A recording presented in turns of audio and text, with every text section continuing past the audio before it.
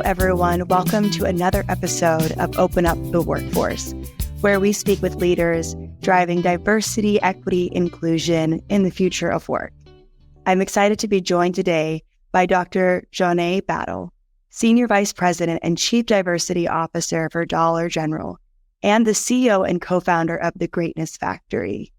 Dr. Battle has an inspiring story, one that I truly look up to as a co-founder and startup founder myself. Dr. Battle, will you let our listeners know a little bit more about your background and your story? Wow. Well, first, thank you so much for having me, Ahva, and super excited to have this conversation with you today. Been looking forward to it. A little bit about my origin story. Originally from Southwest Atlanta, we call it the SWAT, Southwest Atlanta Too Strong. Was really fortunate and blessed to be raised by two phenomenal parents. My father was Reverend Dr. Johné Battle. He was one of the last living civil rights relics. He's in the Morehouse Ring of Honor. He was a march organizer for Dr. King back in the day. And my dad, C.T. Vivian, and John Lewis all passed away within 2 weeks of each other. And so we like to say that there was a civil rights cohort that went into heaven. My mom lives in Atlanta. She's 87, thriving, doing her thing. She was a secretary back in the day for the SCLC. And both my mom and dad, fun fact, were two of the first students that were part of the F.W. Woolworth lunch counter sit-ins. So I kind of like to say with that in my blood, I was born to be different. So that's a little bit about, the background there. And then really, honestly, the other thing that I'll share is I actually am probably the least likeliest person to be talking with you on this podcast today. And that's because if you had taken a poll 30 years ago and asked who's most likely to be in the C-suite of a Fortune 100 company and having conversations about transformation and change in the world, it probably wouldn't have been me that was chosen as one of those folks. And that's because society actually sends us messages of select and sort. And we pick up on these messages very early on in life. When you're in school, you're either in the gifted program, or if you're just a regular student, or if you're struggling like I struggled, then you're in the special education program. But when we pick up these messages, they actually play out throughout our life. We see the same thing in the workforce today. You're either a hypo, or you're just a pro in position. Or if you're struggling at the organization, then they're having a conversation with you about why you might not be a fit. And so I kind of internalized those messages. My dad was Reverend Dr. Johné Battle, so dads just got it and I don't. My mom was salutatorian of her class, so moms just got it and I don't. My oldest brother was so gifted as a creative that if you gave him a blank piece of paper and a pencil, would he sketch out for you and give back to you in 30 minutes, you'd either frame it or you would pay him for it. So he's just got it and I don't. And then I knew you either have it or you don't, because my youngest brother, that joker made straight A's from grade school all the way through grad school, and I never saw him bring a book home. So I knew you either have it or you don't. And so these messages kind of followed me, quite honestly, throughout the course of my life. Senior year in high school, I have a 2.5 GPA. Tulane University comes to recruit me for an athletic scholarship.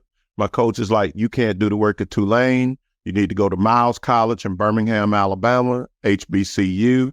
You could be the big fish in the little pond. But I couldn't even score high enough on the math side of the ACT to actually just get into Miles outright. So I spent my freshman year taking remedial math courses. And you can imagine the pain and the indignation that I felt every day when I walked across campus to go into the lab of the basement of math and sit beside gifted high school students while I learned college algebra.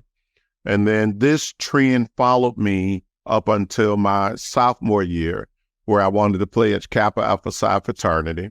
And it wasn't because they had the prettiest girls or the best parties. It was because they had the highest GPA on the yard. They were super achievers, and I wanted to know what that feels like. So you had to have a 3.0 to be accepted. I had a 2.68. They made an exception and let me in. And that's really when I learned the three most important words in psychology, which are act as if. And so I started doing what they did. And when I say they were super achievers, many of them were first generation to college, and they were graduating from Miles in 3.5 years, going straight to law school. 4 of them were assistant district attorneys, and they were still in their 20s. Like, these guys were crushing it. So I started doing what they did. They wore a bow tie to class every day. So I started wearing a bow tie too. They sat in the first 3 rows. So I started sitting in the first 3 rows too. They spent a whole lot of time in this thing called the library. So I started spending a whole lot of time in the library too. And long story short, at the end of my sophomore year, for the first time ever in my life, I had a 4.0 GPA. And I'll have to tell you, up until that point, I really thought that I had a learning disability. And then I realized I'm not disabled, I'm differently able. And that's what inspired me to have the audacity to get a specialist from Mercer, the audacity to knock on the number 7 business school at Emory University and get an MBA. And then the audacity to knock on the number 1 business school in the world at Wharton, pick up another master's. And that's where I did all of my doctoral work on the correlation of grit, growth mindset, and the 9 psychological variables that make up super achievers. So that's a little bit about my story. Thank you, Dr. Battle, for sharing your story. And I'm so inspired. And, it's crazy that you say that you'd be the least likely when we at Symba have been so excited to get you on the show and hear your story. And as you know, we began Symba as a social impact project with late Congressman John Lewis. So we're just truly inspired by your work, your story, and the legacy of your whole family, truly. And it's really powerful to know how you've been able to turn your own experiences, and now you're creating a path forward for others. So would you let our listeners know a little bit more about your BHAG and your purpose? Yeah, no, thank you. So my BHAG is really simple. I aspire to inspire and transform the lives of 10 million people over the next 10 years through my work. And the meter is running. And my BHAG is all about, how do I have a lasting impact of transformation? And I've had this eclectic mix of experiences, of both lived experiences and things that I've seen work and not work in a number of different organizations. My work as a consultant that has really kind of morphed me into where I am now, where I can inspire and play a role in the inclusion journey and transformation of both individuals and organizations. You and I are kindred spirits in that both of us are still naive enough to believe that we can change the world. And so that's one of the drivers behind my BHAG. That's so powerful. And I do believe that in so many ways. I think that as I've been, I started out focusing on human rights and economics, and the more I've been focused in this journey, the harder you realize it gets. But I feel like I keep pacing up the mountain. I don't look at the top of the mountain. I keep looking a mile ahead of me, and I make my way up there. So I really appreciate your focus and the research that you've done on grit, especially as a startup founder. I've been doing Symba for over 5 years now. And some would say, it's a little bit of insanity to be able to continue that push and continue that grit. But I'd love to get your input on how this relates to potential for greatness and what grit truly means. Yeah. So, I define grit as the ability to do a difficult thing over a long period of time and to continue to pursue it with passion. And so grit, I think, is an important variable when we think through the lens of greatness and super achievers. But then mindset and the interactive effect of it is another critical component too. And I'd say fixed mindset is folks believe that learning is static and everybody is only so smart. And growth mindset says, no, I may never be a brain surgeon, but if I apply myself, I can learn. And so it's the combination of the two, the interactive effect of when these two things come together. And I think part of my doctoral work is the actualization of watching light bulbs come on as people begin to manifest this. And so what I mean by this is I was fortunate enough to work in the Clayton County school system while I was doing my doctoral work. And they gave me a test group of 200 students for 3 years. And Clayton County is the 5th largest school district in Metro Atlanta, but it's the poorest school district in Metro Atlanta from a socioeconomic standpoint.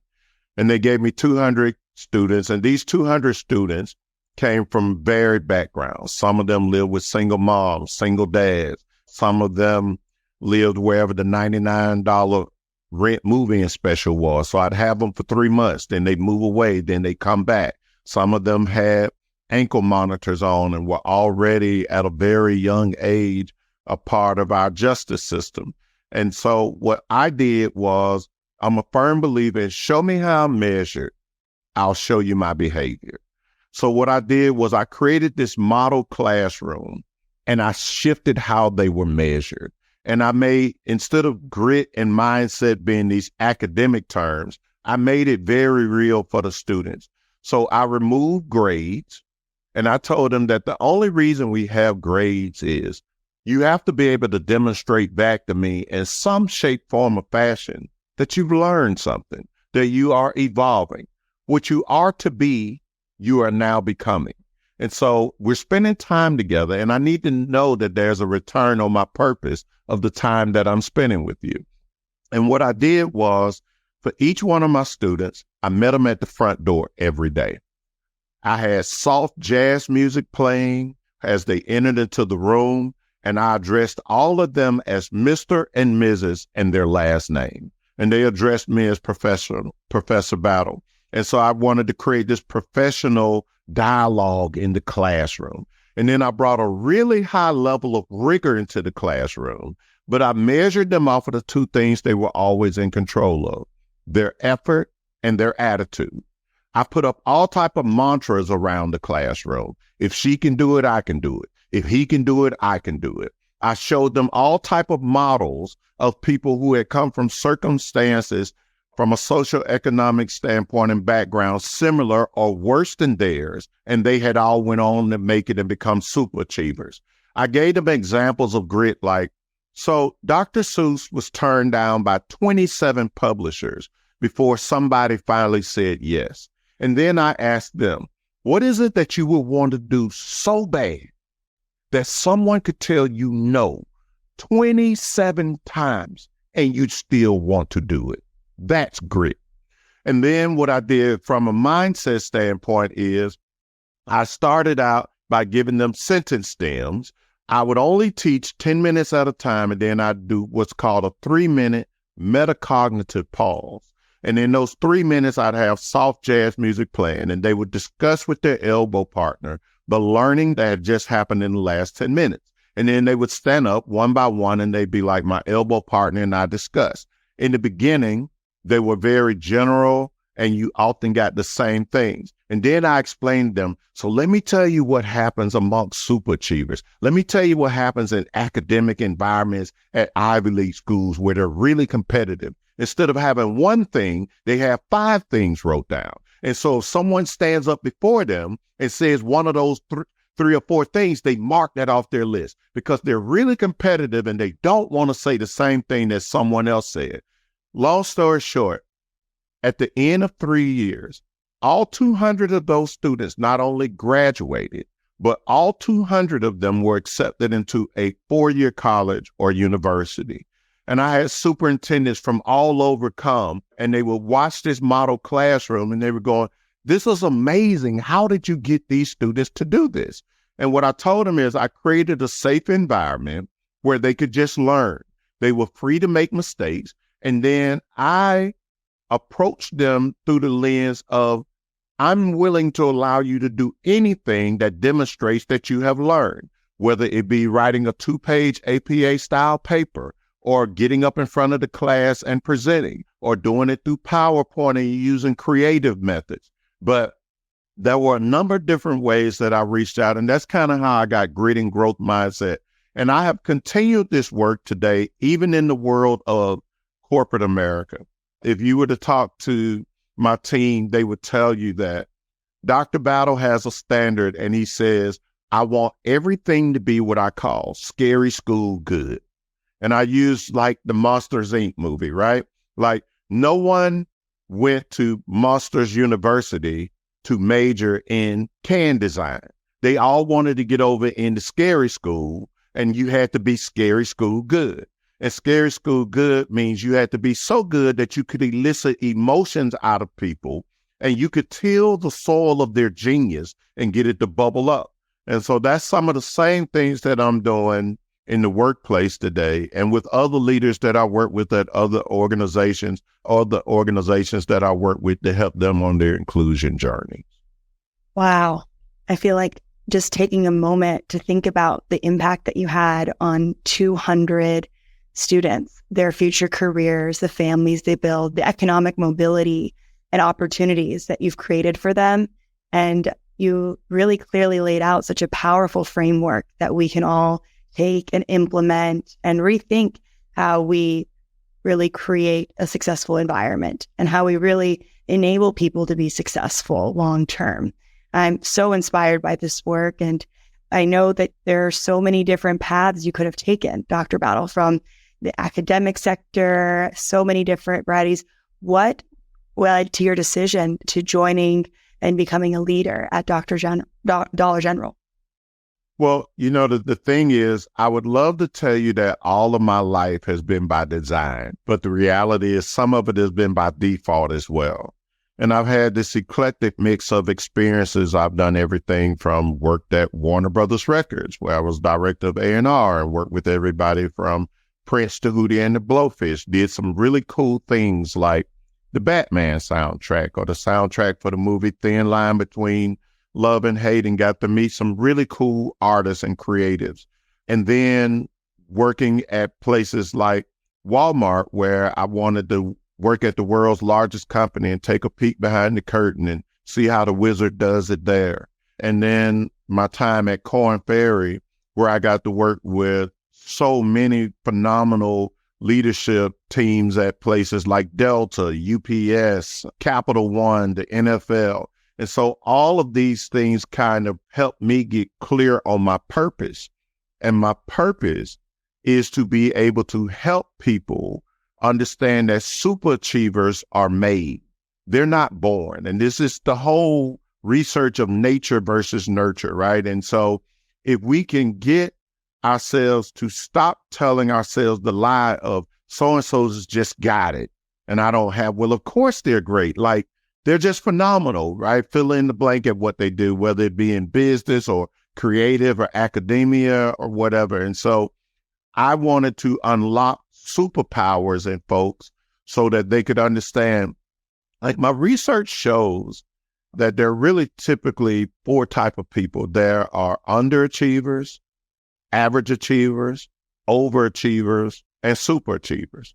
And typically, overachievers confuse activity with accomplishment, whereas superachievers have an insatiable desire, so much so that they have processes, rituals, and routines that they never deviate from because it gives them the highest return on their investment. Or I really like to say the highest return on our purpose. And so once people get the formula down, and they understand what's my superachiever secret sauce, what does that look like? What are the non-negotiables that I have? Then intentionality comes in place, and then impact follows that. One of the things that I tell executives that I'm working with all the time is consistency is the only cheat code. Forget everything else you've heard. Thomas Edison said they told him he was a genius, and he said, actually, the genius is in sticking with it. And so this is how I pull the thread through. So it's that drive and desire of, a goal that's bigger than me, that I know can't be done without amazing people like yourself and the work that you do and the relationships that we build along the way. And I like to say life is all about our relationships. And so building those relationships along the way of impact. And every morning I wake up, can't wait to get out of bed, inspired to go make a difference. And then every night, my head hits the pillow exhausted from a day of trying to make a difference. I'm taking notes here. I think that this is something I'm going to go back and start to think about myself. What are my rituals? How have I been able to, keep on this journey? And so this is so powerful for me as you're telling your story. I would love to get your thoughts on how we celebrate diversity and create these spaces in the workplace. You talked a lot about how you inspired this in the classroom. I know you've done some great work at Dollar General, like My Difference Makes a Difference campaign and a whole host of initiatives. Can you share more about some of the work that you're doing? Yeah, so no, great. And this is a very timely conversation that you and I are having, given the state of the world, especially in the United States, and over the course of the last year, what we've seen from our Supreme Court and all of the rulings. And, one of the things that I try to say is that many times when I talk to other practitioners, their D&I is DOA if it was already done as a separate death by PowerPoint mandatory training that everyone had to go through. And you mentioned the My Difference Makes a Difference campaign. So what I'm all about is, how do we create and inspire this shared vision that creates a movement in your organization? So diversity is default. We're diverse by default. You're diverse, I'm diverse. We're having a conversation today, right? And so we're diverse by default. And I think oftentimes what people think of, if you think of the acronym DEIA, where there's diversity and equity and inclusion, and then that'll give people access. I think that we have it all wrong there. I think that we should shift that around, and it should be the acronym of IDEA, the big idea. Because the big idea is start with inclusion. If you start with being intentional about how can we be the most inclusive, fill in the blank, right? So at Dollar General, what I've challenged our leadership team with is, how can we be the most inclusive retailer on the planet, period, full stop. And I know that it's aspirational, but it's also obtainable. And so that's what I also say to every other organization. If it's Microsoft, how can you be the most inclusive software creator on the planet? And so if we start with inclusion and we understand that inclusion is the anchor, right, that lets us leverage the diversity that we already have. We're diverse by default. Then we get to the point where we have this equitable process in place that allows for everyone to have access. And so for me, the work is, when we're creating this inspired shared vision and we're putting this together in a way where we're moving the needle, then everybody is winning. And it's, how do you start with the most senior leaders? How do they model the way? How do they inspire a shared vision? How do they enable others to act? How do they create teams that celebrate difference through the lens of allowing folks to be able to challenge the process? And then the last thing, which might be the most important thing, and when we do this and we do this well, how do we encourage the heart? And encourage the heart, like, oh, it's all touchy-feely and this. No. Encourage the heart is as simple as you're having a one-on-one meeting with someone that's a direct report of yours, and you simply end every meeting by, are you getting everything you need from me? Is there anything else that you need from me? And when you say it that way, people know that you authentically care. And so when we create movements in an organization, now you get all of this discretionary effort, and everybody just, gets inspired about taking the hill with you versus looking at it through the lens of, I'm going up the hill in spite of you. Absolutely. You build a team in so many ways that you're ready to support each other and empower each other. And I think in order to really unlock those superpowers, we need that. And I appreciate that definition. And that makes so much sense to me, because I think about my own experiences that you can't even really discuss diversity or leverage it unless you're in a safe space. There is no really diversity that can be fostered effectively without inclusion as the foundation and base layer. And I really appreciate that.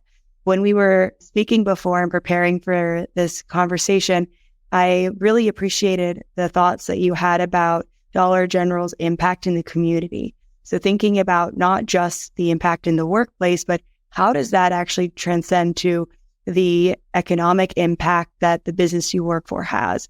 How did you think through that when making the decision to join Dollar General and the, bigger strategic initiatives you're a part of as well? Yeah, no, great question again. So Dollar General, when I was at Korn Ferry as a consultant, I had several retailers that were clients of mine. Dollar General was one of them. And, I can remember so vividly when I got ready to leave Korn Ferry, I had a lot of colleagues that asked me, so why are you going to Dollar General? Like, isn't that the company down south? They were like, you could go to Nike right now. You could go to Ralph Lauren right now. Why Dollar General? And I'm going to share with you and our audience what I shared with them. I had worked with enough CEOs that I saw that were really astute at winning the press conference. And then when the lights turned off and the cameras turned off, they would look at me and say, is there a different way we can go about doing this?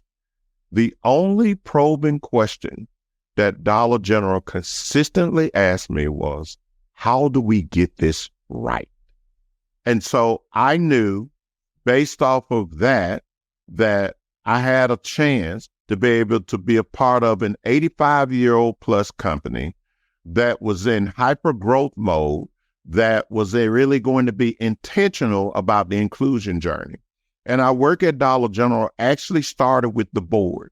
And this is where what I call inclusive innovation comes in. All right. And so the inclusive innovation is each board member took their own individual inclusive leader assessment. And the reason why this is so important is because it gets at the point that you were talking about earlier, when organizations just try to manufacture and not organically build inclusion. And so each leader must start with what I call Maslow's hierarchy of needs of self-actualization. Before I can ask you, Mr. and Mrs. Head of Finance, or Head of Marketing, or Head of Sales, before I can it's just the right thing to do. Start leading more inclusive. No, every leader needs to know first, where is he or she or they on their own journey of inclusion first? Where am I as a leader individually first? Have I taken a moment to step back through the lens of self-actualization and see, where am I? Then from there, we start talking about leading the team. So the model that I put in place was each leader takes an individual assessment. They have an individual coaching and debrief on it with an IDP of where can they go on their own journey. Then we bring the team together and look at an aggregate report, because now in that aggregate report, we're going to see where are we as a team. And it's the same thing as a team, whether it's the board or the C-suite or the officers or the directors or frontline managers on the distribution side or frontline managers on the retail side. Where are we as a group when it comes to our own team? And then what are the three things that we want to do that it has to be measurable, right? Because what gets measured is what matters. And what gets measured is what gets done. And the behaviors we reward are the behaviors that people will repeat. So it must be measurable coming out of it. So we help people to unlock all of this and being intentional about the inclusive leader learning journey. And I have 13 different learning journeys that are all continuous and they're happening. So D&I never became, you got to take this one course. It continues to evolve as leaders continue to evolve. It's baked into our onboarding all the way into our leadership development. And this is where I think the most recent rulings from the Supreme Court has a lot of D&I practitioners that are finding themselves in a bit of a bind right now. Because if you didn't bake this into there is no legislation that can change your organization from saying, as a part of onboarding, one of the first things I'm going to do is on day one, I'm going to offer up, here are our 5 ERGs. Pick which community you either have an affinity to belong to or you like to be an ally of. And then a member of that community is your mentor for your first year in the organization. No legislation. You can't legislate that out of how we treat people. But if you were only doing D&I and it was death by PowerPoint, is now DOA because you anchored it into things that don't matter the most when we talk about just the interactive approach of leaders and people. That is a very clear example that people can take with them. And just, I think, a big sign of optimism too, that legislation will not change everything that we're doing. We still have opportunity to create systems and processes in place to ensure that we are being proactive and ensuring that these efforts do exist within our organizations. You're spot on there when you say the systems, right? But one of the things that I think is important for our audience that's leaning in right now is understand that inclusion today is the most overused, misunderstood word in the King's language. So when I say inclusion, I'm talking about inclusion through two lenses, behavioral and structural. Behavioral inclusion is all about inclusive mindsets and being intentional of how we leverage a growth mindset to build an inclusive mindset. Structural are all about processes, the grit, the algorithms, the processes and procedures of how one navigates the organization. Now, they both have barriers to them, and I always know them when I either see them or hear them. The behavioral barriers show up in, we've never had a woman lead that function before. That's interesting. We've never had an ethnically diverse person lead that part of the organization before. And then structural barriers show up in that the organizational privilege, right, or dominant culture versus the non-dominant culture. And that cuts across ethnicities. So in any company today, there are a group of folks who are really clear about what's being said about them when they're not in the room. They have sponsors, mentors. They know how to navigate the organization. They may sit in marketing and they're considering going back and getting an MBA and then shifting over to finance. And they know who to go sit down and have conversations with about that career transition. But that is the dominant culture or the privileged folks, organizational privileged folks in the organization. The non-dominant or the underprivileged people in the organization are people from a structural standpoint that don't know how to navigate the organization. They're not being developed. They don't know what's being said about them when they're not in the room. They don't know how to navigate the organization in any shape, form, or fashion from a career mapping or career archetype point of view, so they struggle. So when we are intentional about calling it out, now you get D&I by design versus D&I by default.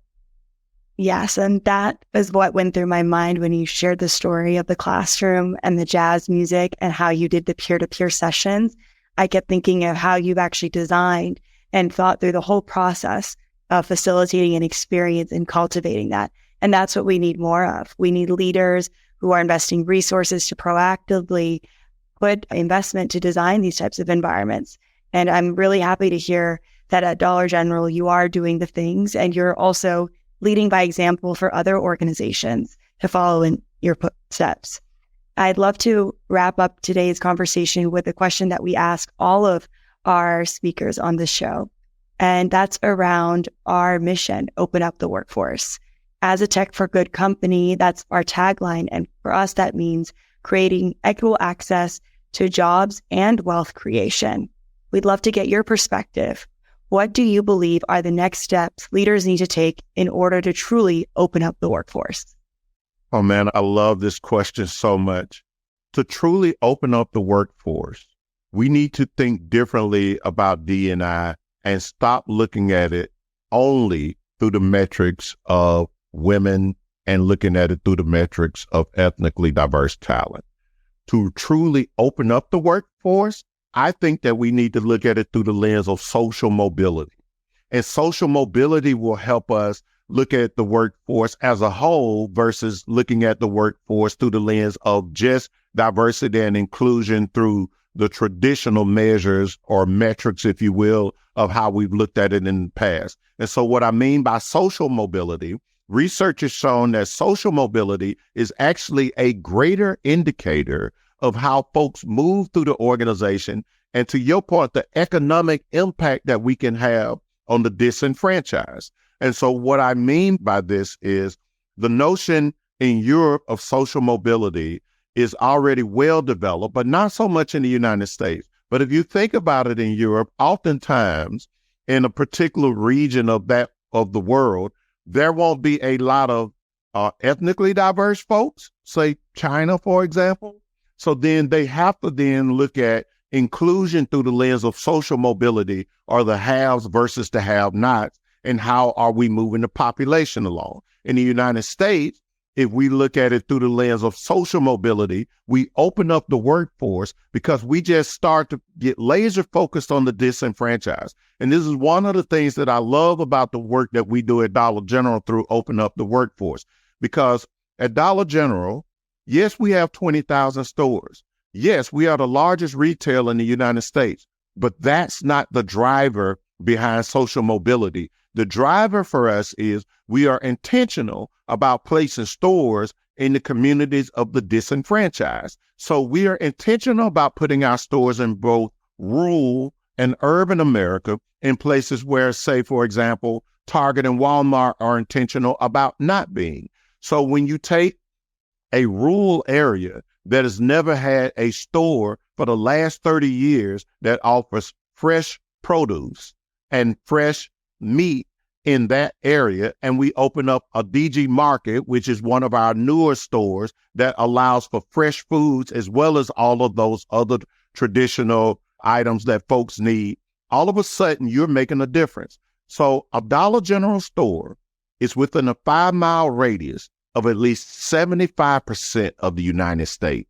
And so from a social mobility standpoint, we're now sitting in disenfranchised communities. Well, guess where the greatest part of our workforce comes from?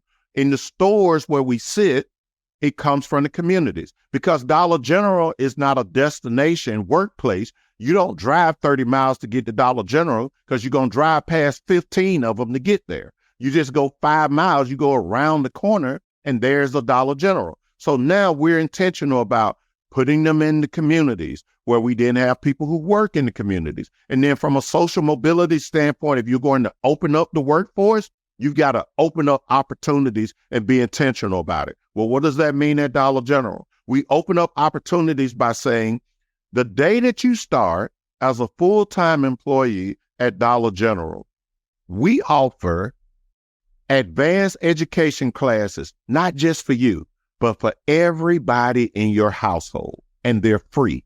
So everyone, you and everyone in your household, can take enough general ed classes that if someone isn't a high school graduate, they can not only become a high school graduate, but they can get up to an associate's degree. And then you go, okay, well, Doc, that's good. Well, what about once they get there? I'm glad you asked. Once you've been with the company for a year, we pay for undergraduate degrees, 100% of it, and we don't put guardrails around what someone can major in. So there are many organizations that'll pay for it as long as you're getting a degree in something that benefits the company. For us, if your goal was to always one day be a nurse, you can come to Dollar General, work at Dollar General full time, get an undergraduate degree in biology, and then move on to the next big thing in your career on your journey to becoming a nurse or whatever impact it is you want to have.